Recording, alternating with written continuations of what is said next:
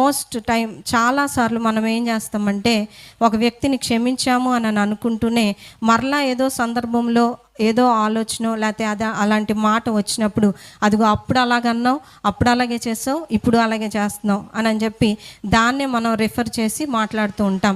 కాబట్టి దీన్ని బట్టి ఏంటంటే మనం నిజంగా వారిని క్షమించలేదు అనేది అర్థమవుతుంది.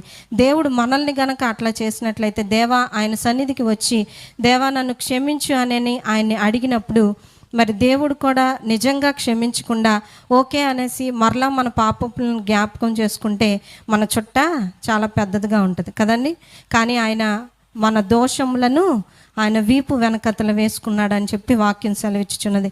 ఎన్నడూ దేవా ఆయన సన్నిధులకు వచ్చి నన్ను క్షమించు ప్రభువా అన్నప్పుడు ఇక మరలా ఎన్నడూ ఆయన ఆ యొక్క పాపాన్ని జ్ఞాపకం చేసుకోకుండా మనల్ని ఏ విధంగా క్షమిస్తున్నాడో మనం కూడా ఇతరులని అదే విధంగా క్షమించాలి.